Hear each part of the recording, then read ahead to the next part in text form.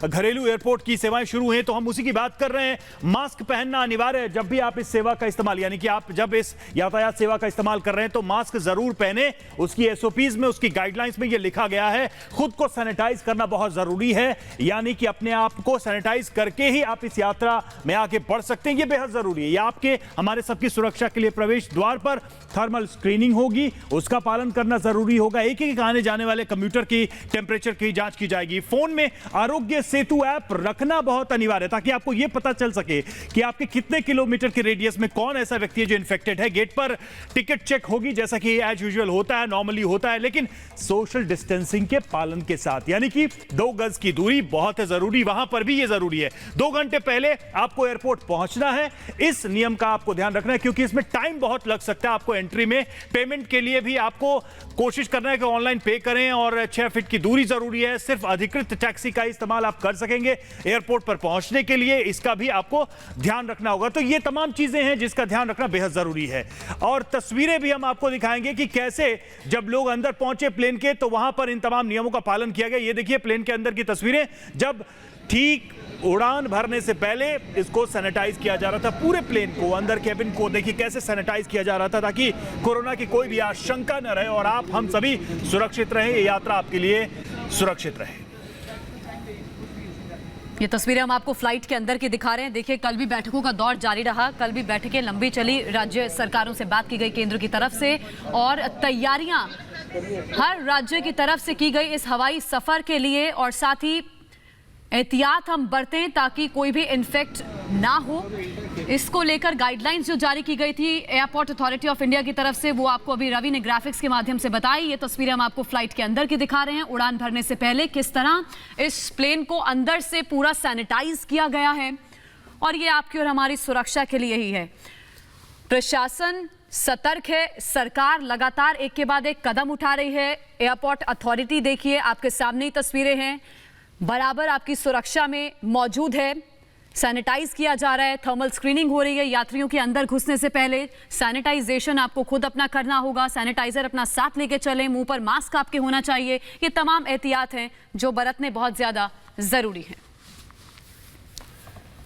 हमारे साथ हमारे तमाम रिपोर्टर्स भी जुड़े हुए हैं। हमने आपको आईजीआई से बताया कि किस तरीके से दिल्ली में आईजीआई की सिचुएशन, वहां पर कैसे सावधानी बरती जा रही है। पटना चलते हैं, हमारे साथ केशव सुमन इस वक्त पटना से जुड़े हुए हैं। केशव, पटना में जयप्रकाश एयरपोर्ट पर क्या स्थिति है, कैसे नियमों का पालन किया जा रहा है और खासकर बिहार सरकार के अपने दिशा निर्देश क्या हैं जो यात्री बिहार आएंगे बाहर से, दूसरे राज्यों से, उनके लिए?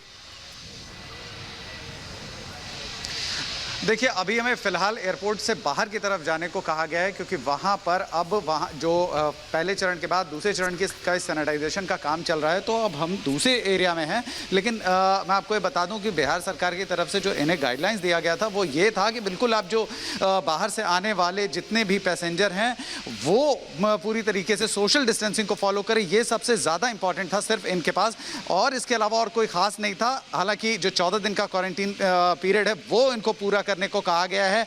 हर किसी यात्री को जो भी बाहर से आ रहा है उसके ऊपर एक मार्क लगाया जा रहा है ताकि वो जो 14 दिन का क्वारंटीन पीरियड है वो पूरा करने के बाद ही घर से बाहर निकलें। थर्मल स्क्रीनिंग की जा रही है तमाम तरीके से, जो मास्क लगाना ज़रूरी है और आरोग्य सेतु ऐप है इन्हें अपने साथ इंस्टॉल करके रखना बहुत ज़्यादा ज़रूरी रखा गया है। इसके अलावा जो पूरा एयरपोर्ट का एरिया है उस पूरे एरिया में जगह जगह पर एरो और सर्कल बनाकर सोशल डिस्टेंसिंग को फॉलो करने का पूरा साफ निर्देश दिया गया है। मैं अभी जिस जगह पर हूं वहां पर कुछ यात्री मौजूद हैं। आप देख सकते हैं कि ये यात्री जो हैं अभी इनकी जालंधर की फ्लाइट है जो 12 बजे आएगी। तो मैं इन लोगों से बात करना चाह रहा हूं, बात करूंगा कि किन परिस्थितियों में ये वहाँ जा रहे हैं और क्या मुश्किलें थी कि अब उन्हें यहाँ से अब वहाँ जाना पड़ रहा है, क्योंकि बहुत सारे लोग ऐसे हैं जो यहाँ फंसे हुए थे। किन्हीं का बिजनेस है, किन्हीं का काम है, किन्हीं की नौकरी है। तो मैं इनसे बात करता हूँ। भाई साहब आप कहाँ जा रहे हैं? अमृतसर जा रहे हैं। अमृतसर क्या करते हैं वहाँ पे?